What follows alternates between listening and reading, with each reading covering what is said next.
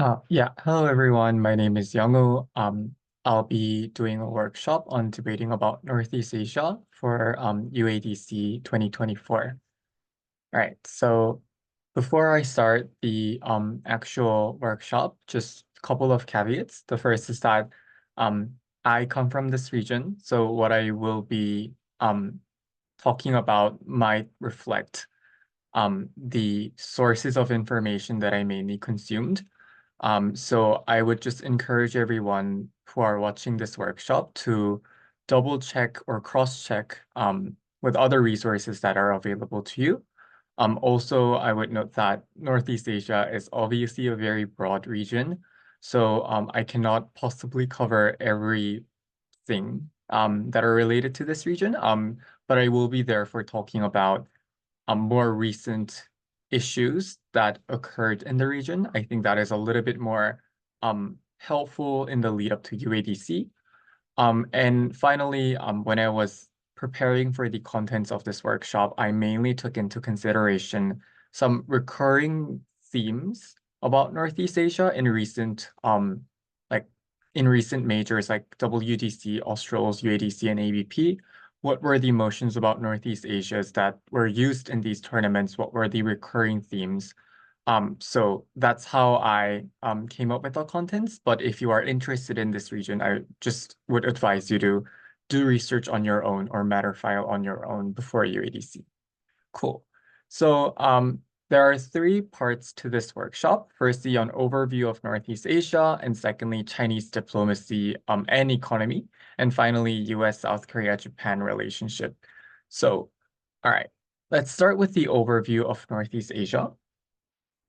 So where is Northeast Asia? So I realized that some people used East Asia instead of using Northeast Asia, but just for the clarity, I'll be using Northeast Asia throughout this workshop. The regional location includes mainland China, Japan, Korea, North and South, Taiwan, Hong Kong, and Macau. And also technically this includes Mongolia, and some, I guess, scholars include Far Eastern region of Russia. But I would note that I've excluded the Eastern region of Russia as well as Mongolia just for the clarity of this workshop. These regions tend to be mostly less religious in that obviously there are people who adhere to religion, but on a state level, these countries tend to be more secular. They are relatively ethnically homogeneous, except mainland China. There are some ethnic minorities in China, but as of Japan and South Korea, they tend to be a little bit more racially homogeneous, um, especially in contrast to other parts of Asia where there are religious or ethnic diversity. And the region comprises of relatively developed countries, I would say. Three of four Asian tigers or countries that or regions that we identify as Asian tigers, like South Korea, Hong Kong, and Taiwan are included in this region. And Japan is just conventionally identified or categorized as a developed country. Chinese economy arguably is onto its expansion. So all of that, I think, suggests that this region is relatively a developed countries or comprises of relatively developed countries, and the overall GDP tends to be quite high on average. But that is not to say that these countries or regions are free from economic struggle. So here I'm going to talk a little bit about what have been occurring to the economies of these region and what I think could be somewhat of a debate-related material, or what I think potentially the AJCOR could set as a motion. All right. So I first want to talk about South Korean economy. So South Korea's economy is relative or generally characterized as a guided capitalism, which refers to state actively involving itself to the economy and enterprises. They give things like generous tax breaks, give government contracts or cheap loans so that a lot of enterprises are able to grow. And if you look at most or biggest companies in South Korea, like Samsung, Hyundai, LG, they were able to be developed as a result of active state support. And these mega corporations or big MNCs are often referred to as chaebol. Essentially, it's just like big conglomerates. Um, and there were some motions in past majors about whether South Korea should break up chaebols, like these big companies. And I think that the reasons that teams often give or debaters give as to why we ought break up chaebol is because like big MNCs are bad because there's monopoly, etc. But I would say that more salient issue isn't necessarily monopoly because these companies still compete with each other, or we still have foreign MNCs as well that are um, exporting products to Korean market. So obviously Samsung does have a significant market share in South Korea when it comes to smartphone. But obviously Apple still sells iPhones to Korea, and a lot of Koreans also use iPhone. So the problem isn't necessarily monopoly, but often the more salient issues are things like political scandals, in that because of guided capitalism and huge state involvement, that leads to some degree of economy and politics being intertwined, which opens up a room of political backroom deals. There also are issues of things like labor rights, where companies have lobbying power over the government with regards to labor laws, or just economic dependency on handful of companies could be bad in general. But that's how South Korean economy is currently constructed as of now. Um, the already existing problems with this form of economy is that there have been things like over-reliance on exports um, and high debt rate, given the fact that there's huge like subsidies and things like that that the state had to provide for companies. And in addition to those already existing recent problems were things like aging population. South Korea has the lowest fertility rate in the world, which is like 0.68. And just to give you what that means, for a population to be sustained, the fertility rate has to be 2.1, which is what is referred to as a replacement rate. Because if two people get married, they should have at least two children for the net number or total number of population to stay the same. And therefore, if fertility rate is below 2.1, um, there's a speculation or prediction that the population will decline. And obviously, if you look at it, South Korea has pretty low um, fertility rate. That is obviously bad because that means that the economy is more likely to become an aging society.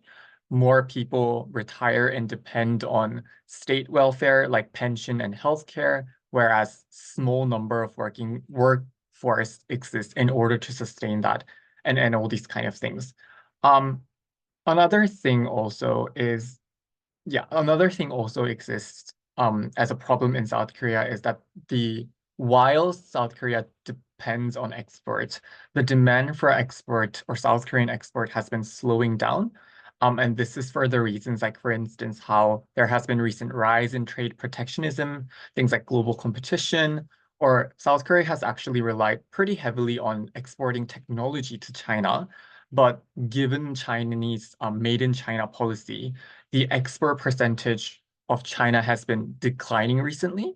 And last year, China used to be like a country that has the highest like export proportion in the perspective of South Korea. But last year that changed, wherein Japan and US combined of export percentage exceeded that of China. And that is obviously bad because that means that there's less demand for South Korean export um, or products, South Korean products in global market, that decreases the GDP. Those are the problems that South Korea has been facing recently. Another thing is housing crisis. So usually countries with low birth rate should see oversupply of houses because, you know, um, like, yeah, there's less population. That means that the demand for houses generally decreases. But the problem in South Korea is that there has been one increase in single person household. So while it is true that nominally the population is onto its decline, uh, the demand for house is not declining to a same degree. In fact, it is increasing because a lot of people are not getting married these days in this country. Uh, And also another thing is that there's an over-centralization in Seoul. So more than or around half the population is living in a capital city, Seoul, and metropolitan area. And that means that while how like the regions are very empty in more suburban or rural regions, because the urban cities are so populated, the demand in specifically in these regions are increasing. And that's the reason why it is honestly very hard to afford house of your own in capital cities. And there also are problems like individuals who have financial capacity buying multiple houses to rent them to like uni students and stuff like that. So housing still remains inaccessible. And in fact, housing in this country is one of the most contentiously debated topic in politics. So those are the problems that South Korea has been experiencing. I guess an interesting social phenomenon here is that such economic struggle, in fact, leads to social division, especially with the current conservative government. So what the current conservative government in South Korea proposed to do recently is to repeal the free public transportations for elderlies. So as a form of social welfare, if you are an old, like elderly person in South Korea, you could use like public bus, public subways for free. But politicians have been proposing that we should stop letting old people use those public transportations for free. We should make them pay as well.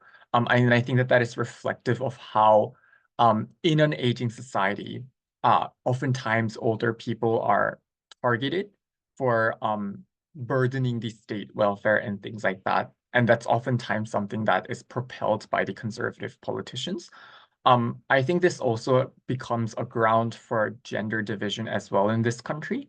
So what the recent in like 2 years ago when there was a 2022 presidential election, what the Conservative Party rhetorically capitalized on was to point to the fact that it's very hard to live as an average man in this country. And what that led to was the narrative that men or young men in 20s especially are struggling from things like getting employed, are struggling from things like or being conscripted, affording houses. Men are kind of socially like marginalized, and the recent increase in the feminist movement has further aggravated the discrimination of men or lack of political representation of men.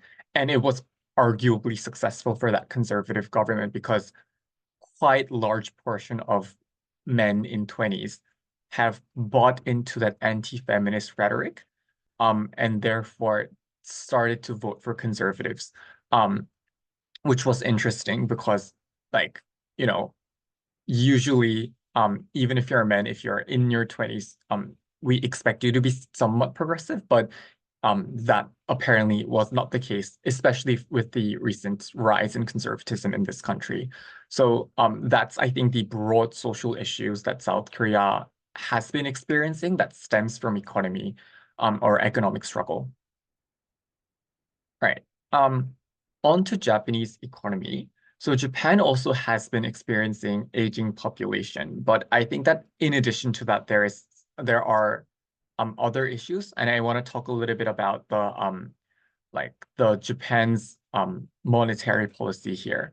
So Japan's economy has been doing well during like a post-World War II, but in 1990s, they have experienced huge devaluation of properties like residential properties, commercial properties, and stock prices, and all these kind of things.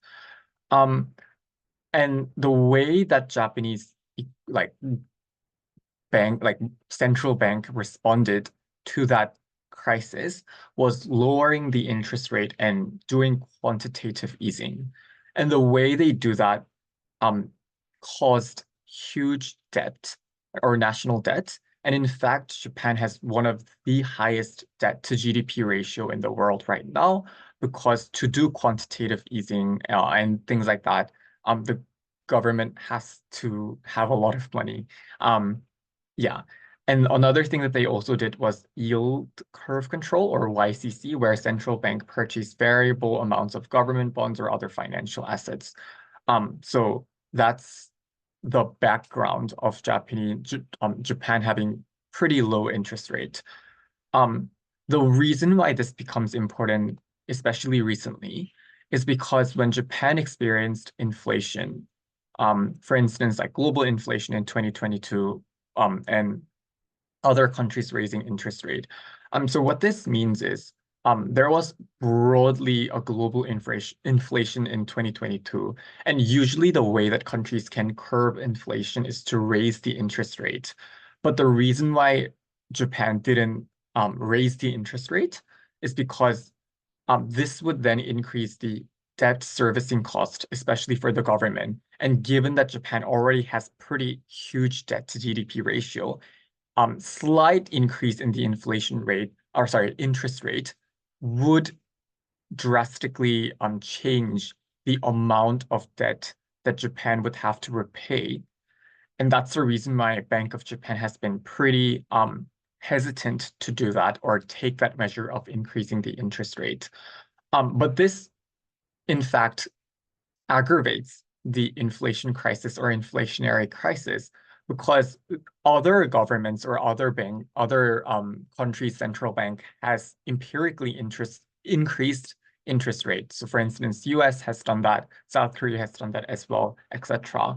And what that means is when interest rate of your currency is relatively lower in comparison to other currencies, that currency becomes weak and that aggravates inflation, especially given the fact that Japanese economy depends quite heavily on importing. Um, yeah. So yeah, I think that's the dilemma that Japan's economy is currently facing. Um, And I think that so this was the background on which the core of last year's UADC 2023 um set a motion. This House believes that BOJ should pursue a strategy of monetary policy tightening. Although this motion wasn't debated in any of the quarterfinals room, um, this motion is reflective of that dilemma that Japanese bank or Bank of Japan is currently experiencing. Another one thing that Japan recently did was buying foreign reserves or used the foreign reserves they have to buy Japanese yen on the international market. While this is somewhat doable given that the Bank of Japan has a lot of foreign reserves, the method is unsustainable and expensive. Basically, the method is you buy a bunch of yen in international market to increase the demand. And when demand increases, generally the price of or the value of that currency increases. But obviously that is unsustainable because you cannot infinitely buy your own currency given the limit of foreign reserves that you would have or the Bank of Japan would have. So that's, I think, one dilemma that I think could be debatable.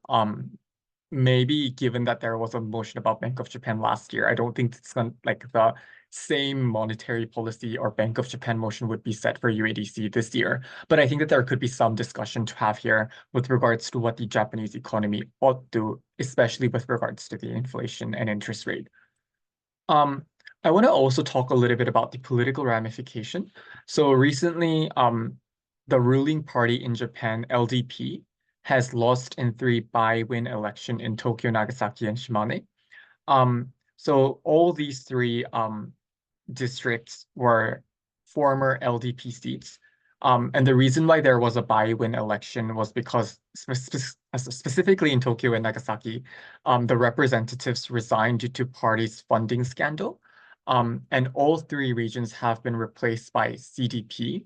And notably, Shimane has been traditionally supportive of LDP, which was, I think, pretty interesting in that the traditionally strong party has recently lost the by-win election. And the reason for that not only is because of the economic struggle, but also because of the political scandal, which was the background on which the politicians in these districts have resigned. Um, yeah. So I think that there could be one discussion to have here, which is that while LDP is the most widely supported party in Japan and has been a ruling party of Japan for quite substantial time, and the CDP, which is the second most supported party than LDP, or behind LDP, still has quite substantial margin of support rate. Um, so it would be a little bit um leap to suggest that those like political scandal or economic struggle will immediately replace LDP in the next election. But one thing to note here is that the disapproval rating of the Kishida cabinet has been increasing, and the number of voters in Japan that has been identifying as unaffiliated um, has been increasing as well. So I think there could be a discussion on how the opposition parties in Japan should target these unaffiliated voters. What are some strategies by which they can do that? One thing that the opposition parties in Japan did in the past was to form like an opposition coalition and run the election against LDP. That I think is debatable because a lot of the opposition parties in Japan are very ideologically different. So that I think is an interesting ground for debate. Maybe there could be a motion about this. I think you could perhaps do some extra matter filing on this. I think this is probably a very timely thing given the fact that the Biden election happened pretty recently. All right. Let's talk about China. So I'm going to talk a little bit more about China in the next section as well. So I'm not going to go too in depth about China here. But one of the struggle of Chinese economy is that Chinese household has weak purchasing power. So the domestic consumption does not take huge portion of national GDP. I think this then goes against or is contrary to most debaters' intuition, like China has like huge population. So China has huge domestic consumer base. And that's the reason why China doesn't have to depend a lot on export. But that statistically is not very true because a lot of Chinese workers are not paid well, for example, or there are issues such as like um, China just not or a Chinese household having low purchasing power. And just to give you a more clear statistics, Chinese GDP, um, only 38% of that is comprised of private consumption or household consumption, whereas South Korea's GDP has like 48% of South Korea's GDP is comprised of private consumption. Japan's GDP, 55% of it is comprised of private consumption. So I think contrasting China to other countries, they do have weaker domestic purchasing power. Um, and the upshot of this is that China has to rely on trade surplus to expand their GDP. So they rely, therefore, on exporting their products more than importing.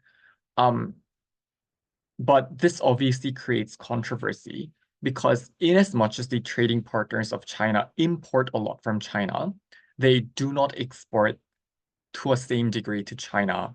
And what that means is it creates the narrative that um, our country might be depending too much on China. That's the narrative that oftentimes a lot of countries are concerned of because China imports less from your country as much as your country is importing from China. So that's why a lot of countries like Germany has been recently trying to take on de-risking policies, like trying to decrease the economic dependence on China and things like that. Um, as a response to that, China tried to increase domestic purchasing power by cutting interest rate, but CCP has recently overruled this measure and introduced new productive forces. So new productive forces, I think, is also pretty like timely topic to debate about, which basically is a set of policies that aim to support electric vehicles, new materials, commercial spaceflight, quantum technology, life science, and all these kind of like high-tech science-related kind of industries.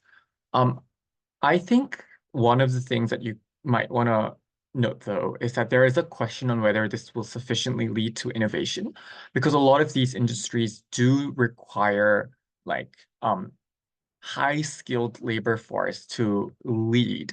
But given that this innovation is something that is being promoted as a top-down policy by CCP, there is a question on whether this will sufficiently lead to the desired innovation or whether this is just sort of like a vanity project or something that will not give China a return on investment.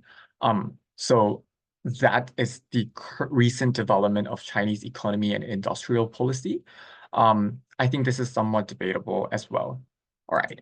So before I end this first section, I want to talk about some common social phenomena of Northeast Asian countries as a result of the economic struggles that these countries are experiencing.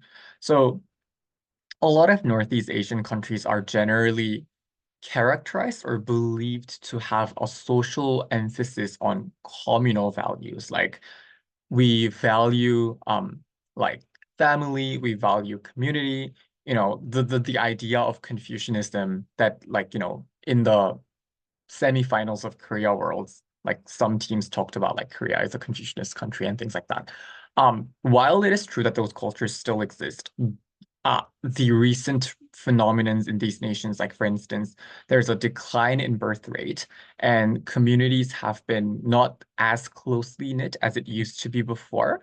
And especially during COVID, um, a lot of a lot of big families did not see each other. So for instance, like during New Year's, conventionally, like we would go to meet our relatives, and that's how we kind of had a family bonding moment.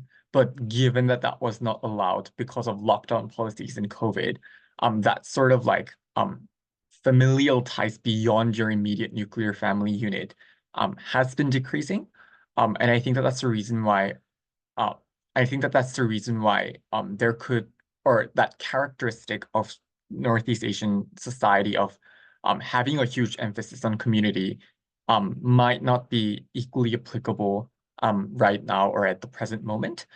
There is also a belief that these countries are relatively ethnically homogenous and thus probably slightly xenophobic or tend to be racist as well. Um, but I don't think that that's necessarily the most accurate characterization of these nations. Um, and while it's not to say that these nations are not xenophobic or nationalistic, there has been increase in things like international marriage.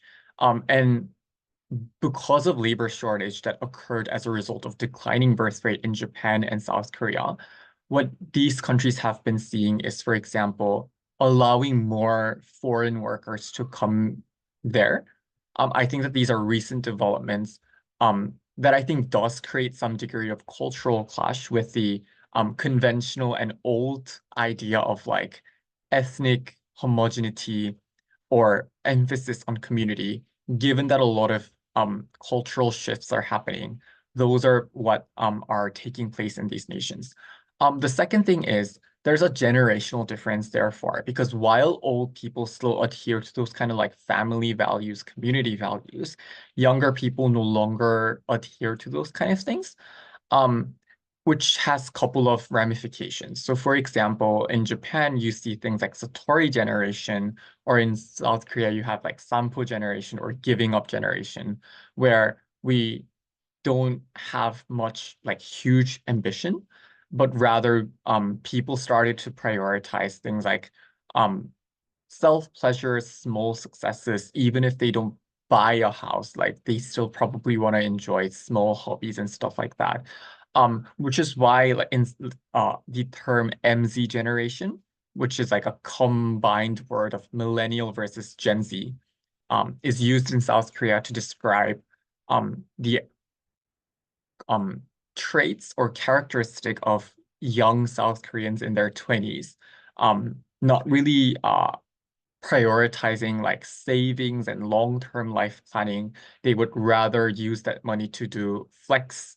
They want to buy like designer bags. They want to, splurge rather than spend because they think that even if they spend, they will not be able to buy houses anyways because of the housing crisis. So might as well use this money for pleasure and enjoyment. So if you look at the photo here, this is like sort of a description of how MZ generations are being depicted in South Korean media. So those are, I think, some social phenomenons that do stem from the economic struggle that creates things like generational differences and stuff like that. So if you look at the motion here, which was used for ABP 2021 round one, this house as a financially comfortable citizen in East Asian society would pursue Warable, which Warable stands for work-life balance. Like you would prioritize your leisure, you would prioritize your hobby, you will not overwork even if you sometimes have to. You will not care about getting promotion, you will spend that time with your family and friends more. So those motions reflect the background that I've just described. Yeah. All right, so that was the overview. Let's now move on to Chinese economy and diplomacy. I would just note that when I did a preliminary research on what were the motions about Northeast Asia that were set for major debate tournaments. Most of them are related to China. So I do believe that many people already have pretty extensive matter files in China. And honestly, it's pretty accessible everywhere on social media. So I'll not go too deep into this, and I'll just briefly go through what I think are some of the more recent issues that I think debaters should matter file in the lead up to UADC or other majors. All right, so some recent development. So I think most people should be aware of how Chinese economy experienced a drop in growth due to COVID-19 pandemic, real estate market crisis, or property crisis, which led to high youth unemployment and the low consumption by households that I've explained um, earlier, and things like regional divide, wherein the eastern part of China is relatively wealthier, they have more population compared to the western region of China. Um, so there has been a lot of debate or debaters arguing that Chinese economy is onto its decline, and therefore they're shifting to inward-leaning diplomacy, um, and they're like sort of abandoning BRI. China is shifting to strengthening the domestic market, etc. I think I've noticed that that was an argument that debaters have been making quite recently and quite commonly. Yeah. But I would say, on the other hand, while it is true that the drop or the growth rate has been decreasing or has been slower in its growth rate, I wouldn't necessarily make a conclusion that Chinese economy is shrinking currently, because there is a difference between when an economy is shrinking versus the economy is expanding in a slower manner. So on the other hand, China is investing in things like electric vehicles, um, and things like that, the new productive force that I described earlier. One thing to note, I think, is that last year, 2023, was the 10th year anniversary of Belt and Road Initiative. And while the economic benefit might have turned out to be smaller than initially intended, it still did increase the trade volume of China with other countries, because Belt and Road Initiative opened up trade routes with regions like Latin America, Africa, and Middle East. And this obviously is a benefit because when you diversify your trade partners, you no longer have to rely on US. So empirically, Chinese dependency on, for instance, soybean import from US has decreased because now they were able to have access to Brazilian market, or China imports gas and oil from the Middle East, Brazil, Russia, and therefore decreased reliance on South Korea, Japan, and US. So I think um, irrespective of whether or not BRI was able to create concrete economic benefit, the trade volume still increased, and this politically has some degree of benefit there. Um, Another thing is that debaters do talk a lot about debt trap diplomacy of BRI. But recently, China has extended the deadline for debt repayment, partly since Chinese internal economy is struggling as well. Um, but this also can damage Chinese economy because if these nations don't pay back their loans or pay back their debt, um, then Chinese investment for BRI is not getting sufficient return. So I think there could be a debate there on whether the delaying of debt is beneficial or not. Um, but irrespective of the economic benefit, Chinese BRI or economic expansion did reap some diplomatic benefit. For instance, more countries siding with China and refusing to recognize Taiwan, for instance. I think that is political benefit that is independent of the economic benefit. And finally, while it is true that China is decreasing its spending on BRI, for instance, they're imposing limits on external lending by Chinese banks, it does not signify stopping the development of BRI. So the greening the BRI is the recent initiative that is, I think, aligned slightly with the new productive forces.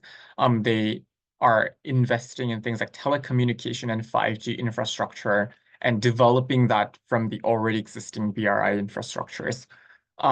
I think that's probably some like optimistic outlook that is attached to BRI or Chinese economic expansion. Obviously, there are some setbacks because countries have been distancing from China, particularly those of the West. So Germany and the European Union has been adopting de-risking policy that I've explained earlier.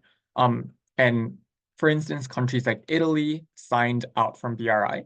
Yeah, so there are many reasons why these setbacks have been happening. So a lot of Western nations have been trying to shift to things like pro-NATO stance, which is why the conservative government in Italy signed out from PRI.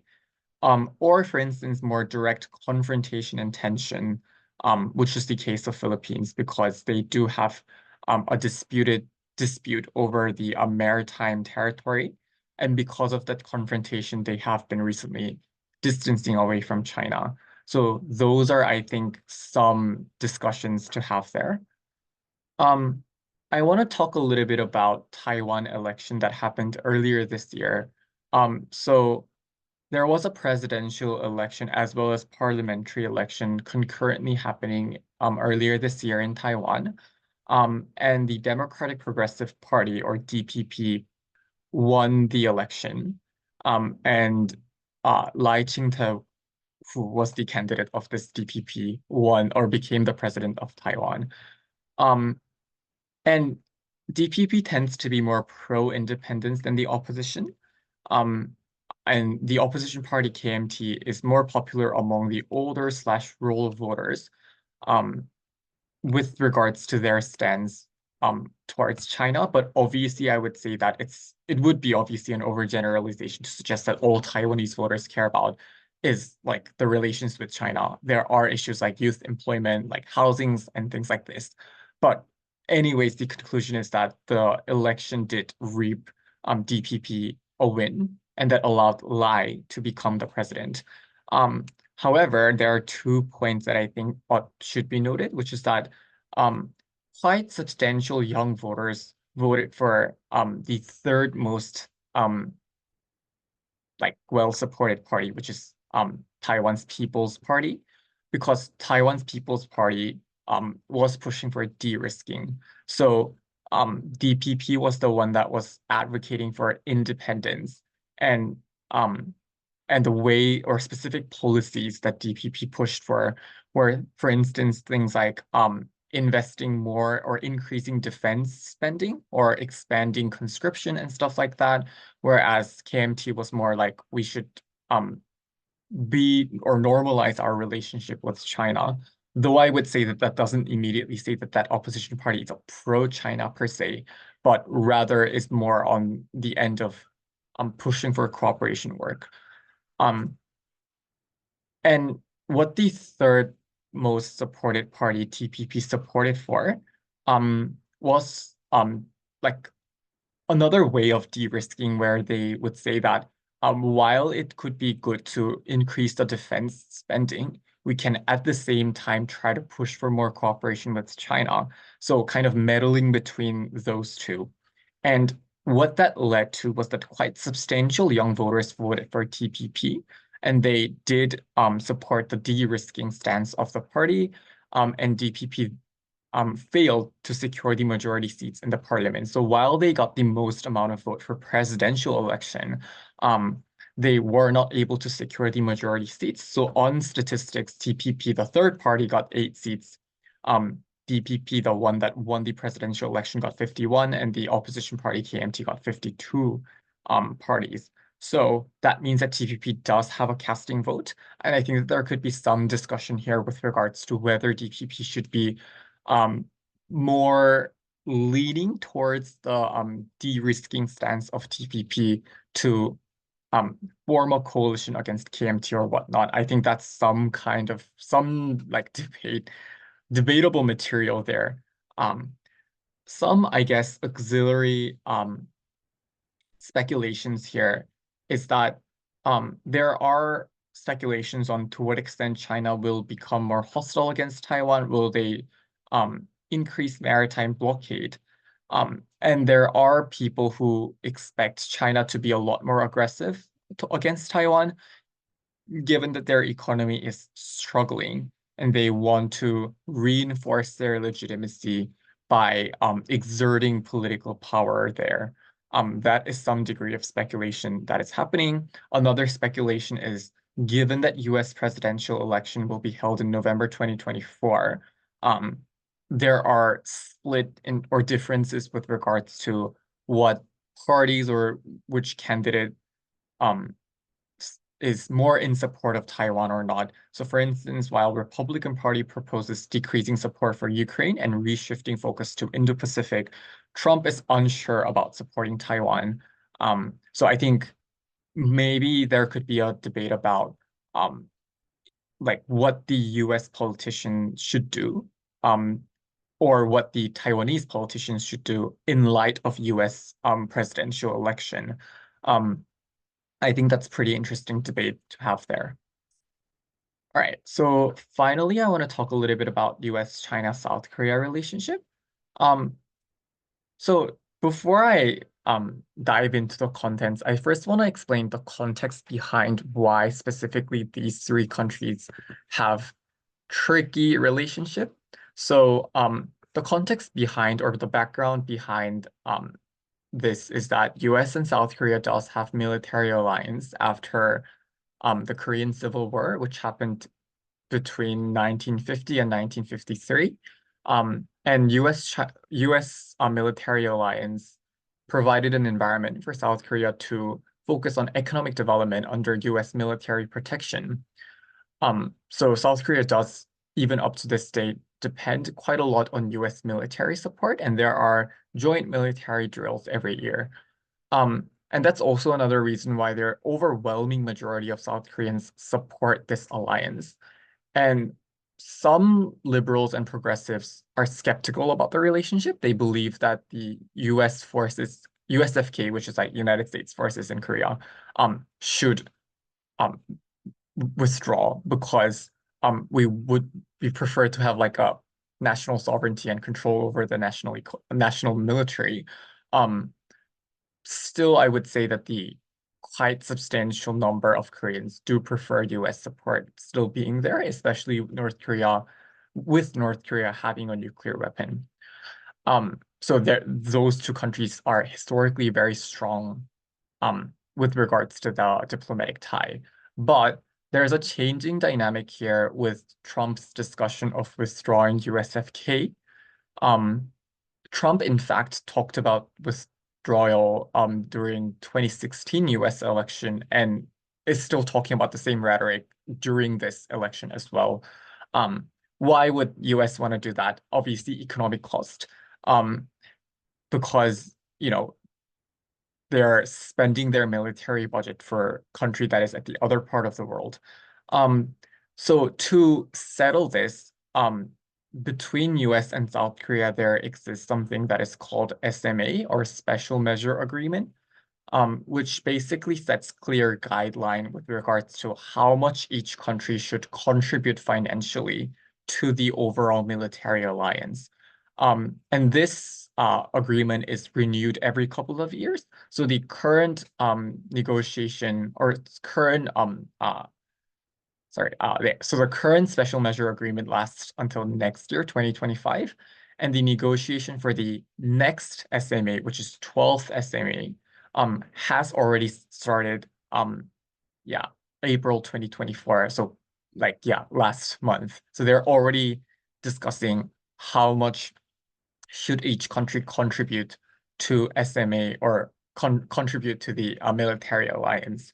Um, and this discussion, therefore, is happening particularly at a tricky time where US presidential election is just like half a year later. Um, and I would note that the proportion that is covered by South Korea in SMA has consistently increased. And, you know, there is a discussion on up to what extent should South Korea increase the portion of monetary support or financial support to the alliance, especially in the lead up to the US election. What would happen if whichever candidate wins the next US presidential election? How would that affect South Korea's USFK? What should we do about that? That is, in fact, a huge discussion in this country or in South Korea. I would also say here that obviously it is easier said than done in that even if Trump during election is talking about like potential withdrawal of USFK, that firstly has some degree of political backlash, but secondly, the policymakers appointed to East Asian affairs can still disagree with Trump. So even if Trump becomes president, um, whoever that is in charge of deciding whether to withdraw the military or not, for as long as if that politician believes that doing so is not a good idea, then that's another reason why full withdrawal is unlikely to happen. And quite frankly, full withdrawal is very infeasible, I would say, but there is still some degree of speculation as with regards to up to what extent can we expect US to consistently help South Korea? Will the support decrease? If support decreases, what should we do in order to solve it or in order to overcome that decreasing supply or support from the United States? Um, and the reason why I've extensively talked about this is because they're the first of the two resolutions that potentially could allow South Korea to overcome this is strengthening ties with Japan. And in fact, the current South Korean administration is pursuing this, I think, as a main strategy. So the context here is that there are South Korea, US, Japan, Indo-Pacific dialogue, or trilateral security cooperation between US, Japan, and South Korea. Um, but there are two dilemmas or problems that make this resolution hard to be achieved. The first is sour relations between South Korea and Japan. So I think a lot of people are aware of the fact that South Korea has been colonized by Japan. Um, in fact, in debates that I have adjudicated that is about whether South Korea should normalize relationship with Japan, a lot of debaters do talk about colonial history. But one thing that I want to add here is that it isn't just about what has happened in the past, but there are also currently ongoing territorial dispute. And also on colonial history, it is not just the issues of the past, um, but also I think there are a lot of ongoing historical uh, divisions that hasn't been resolved. So for instance, Korean education teach children from a very early age about how Koreans were exploited during colonial era. And I think that that does, to some extent, reproduce the anti-sentiment against Japan.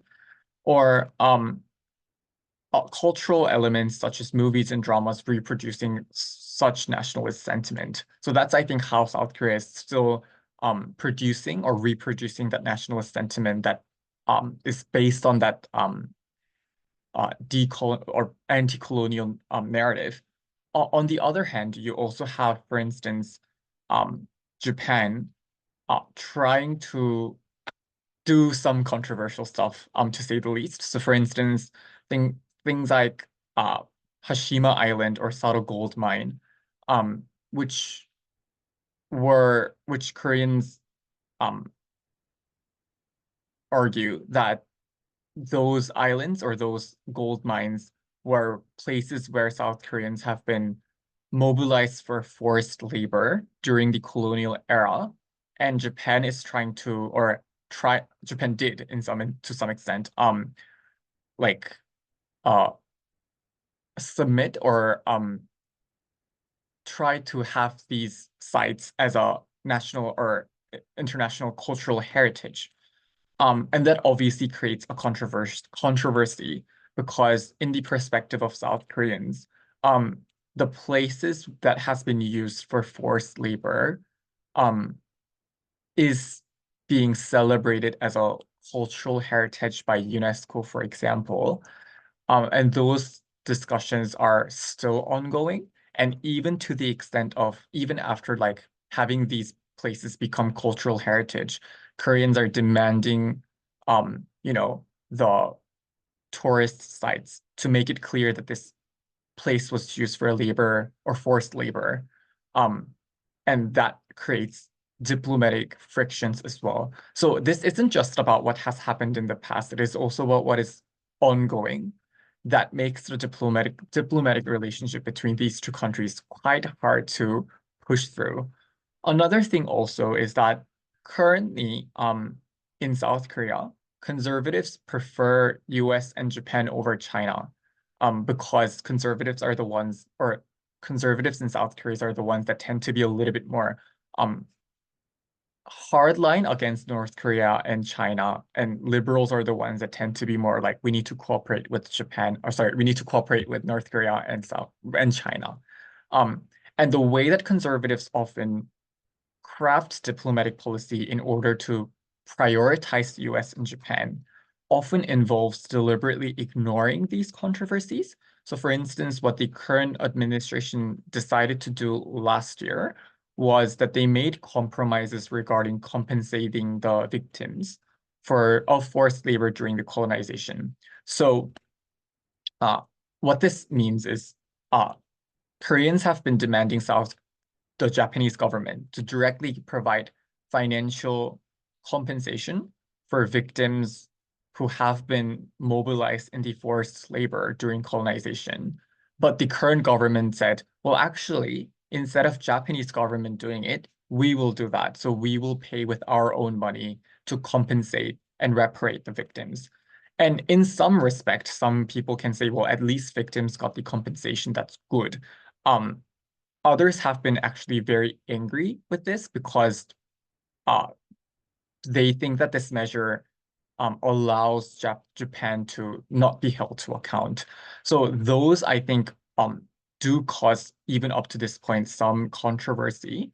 And this then is also picked up by the left wings or liberals that try to politicize this issue by saying things like, oh, like the conservatives are giving into the colonizers and things like that. So that's how the colonial rhetoric is often still politicized up to this date that I think is pretty sensitive.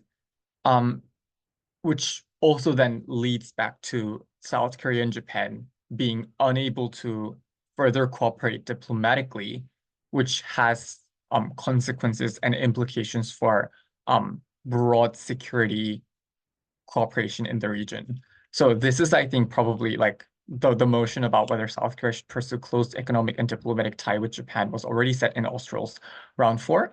There could be some specific uh, policies that recently was adopted by South Korean government, like the compromise regarding compensation. I think there could be some discussion on whether we regret these policies or not. All right.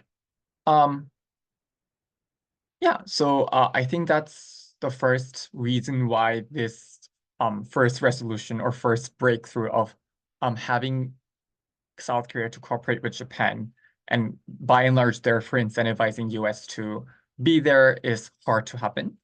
Another reason why this is hard to happen is because of Japan's pacifist constitution. So Article 9 of Japanese constitution has a no war clause, which basically says that Japan should not have an active army. Um, but recently there has been changing dynamic in Japan.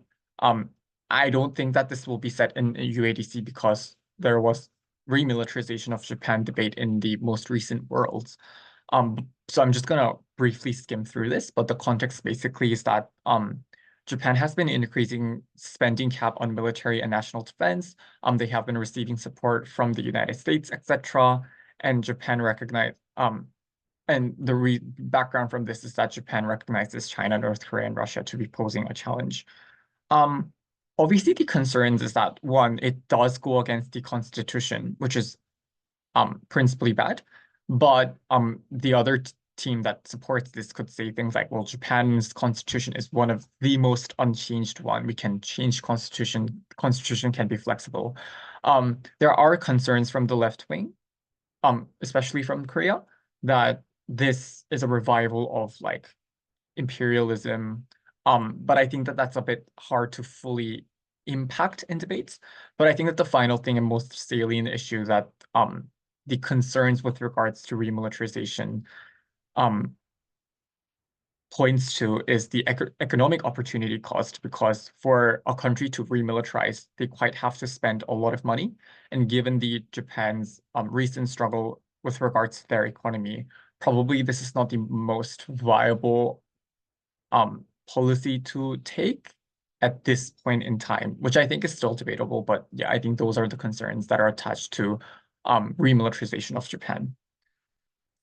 All right. The second breakthrough of overcoming the declining US support or potential of declining US support is South Korea becoming more militarily independent. And here I think the most debated topic is whether South Korea should develop nuclear weapon. Um, and I want to talk a little bit about why this is an important issue that is being discussed. So, the background of the discussion on whether South Korea should develop nuclear weapon or not is that the US has recently shifted their stance with regards to North Korea's nuclear possession, in that they clarified that they are willing to take interim steps, which implies nuclear disarmament agreement and recognizing that North Korea possesses nuclear weapon. Um, and what that means is, or the way that this is different from the conventional approach, is that in the past, US would not recognize North Korea's nuclear possession and would demand for denuclearization. But now, US has been shifting their stance, and basically, maybe to an extent, we will recognize your possession of nuclear weapon, but we will rather change the demand to not developing more nuclear weapons, and which is generally categorized as a threat reduction policy. The reason why this could be problematic in the perspective of the South Korea is that insofar as US has been I guess being less hardliner against the North Korea, this does poses potential diplomatic isolation of South Korea, given that US no longer is pushing for aggressive denuclearization from North Korea. And given that that's the case, North Korea can have more bargaining power in diplomacy, given that their nuclear possession is something that is now recognized officially. Um, that means that South Korea could be a little bit more diplomatically isolated. And that's the reason why there has been some discussion on whether South Korea should develop its own nuclear weapon to have better ability to defend itself against North Korean potential aggression, but secondly, to restore the diplomatic leverage that the country has. Um, and I would note that developing nuclear weapon in South Korea is somewhat feasible. Like, it's not very hard, given that South Korea is already militarized and has facilities that can be used for nuclear weapon, given that we do use nuclear power plants for energy generation. But the problem with this is that there is obviously a very foreseeable international backlash that South Korea is part of the NPT group, which the country obviously is free to leave, but will obviously face retaliation as well. And the NPT member states like China and Russia are likely to oppose South Korea opting out from NPT. And also the US support of China breaking away from NPT is also not guaranteed. And this is particularly important because US is leading what is called Nuclear Suppliers Group, or NGS in brief. They can refuse to supply uranium if they oppose South Korea's decision to, develop its own nuclear weapon.